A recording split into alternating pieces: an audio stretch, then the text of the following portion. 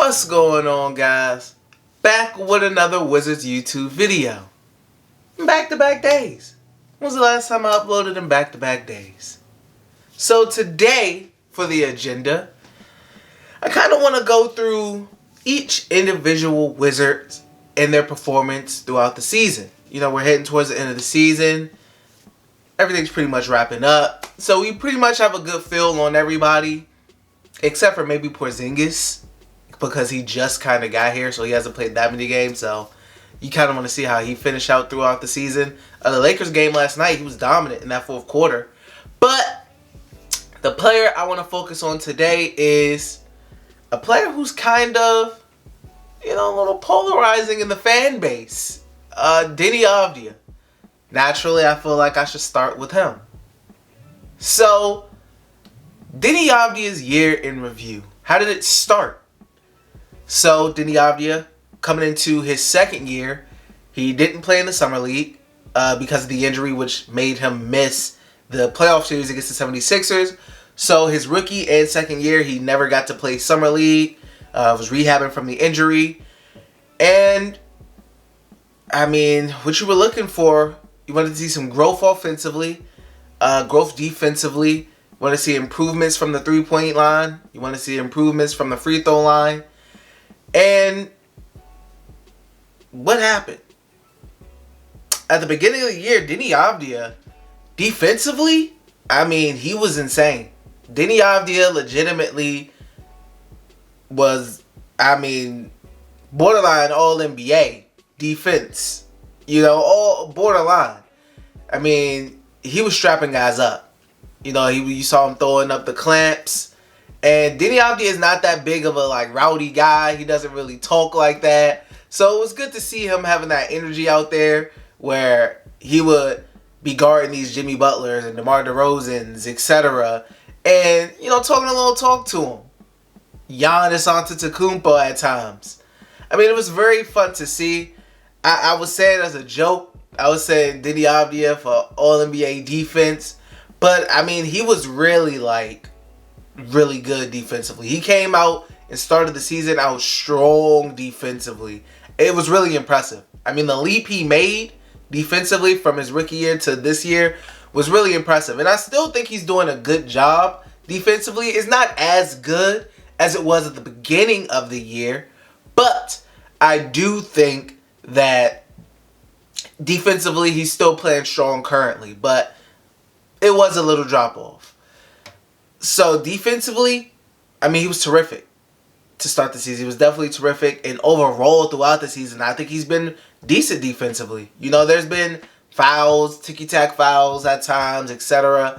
But it is really good to see Deni take that leap on the defensive side of the ball this season, especially to start. That was really impressive.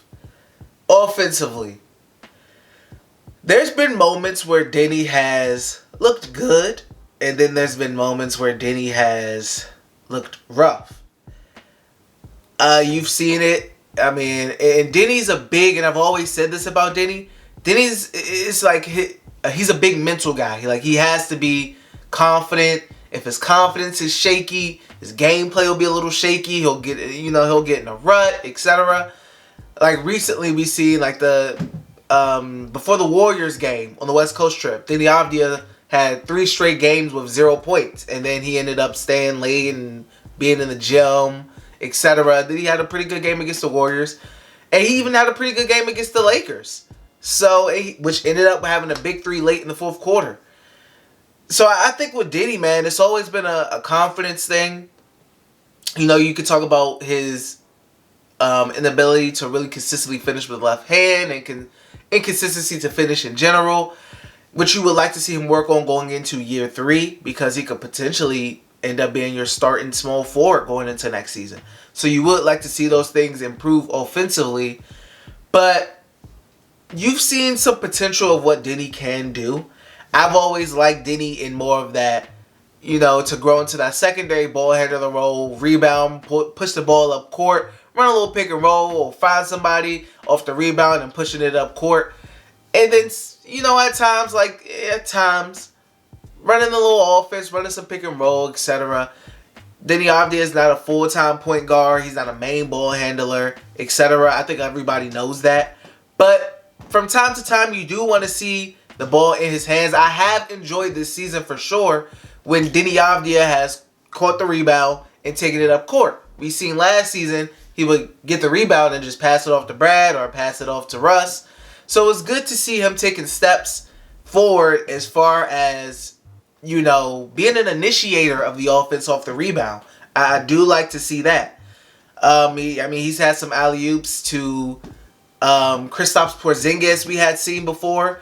So, you know, kind of you've seen some of that playmaking ability. You know, so you just want to see him continue to grow off of that. But it's really all about just staying confident, man. You know, we all know that it'll be ruts where sometimes the three ball isn't falling. And you just don't want him to get too down. I think what has really helped him has been his minutes increasing ever since the trades happened with the Wizards, etc.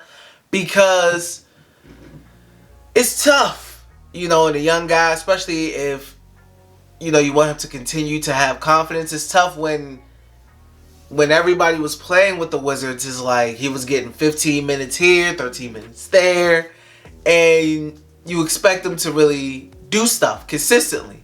It's tough, you know, but now you see him playing. There's been a couple games where his minutes were a little low, but you've seen him more consistently after the All-Star break, get more 29, 30-minute games, 28-minute games, and also fine and dandy because that's what we're doing at this point in the season.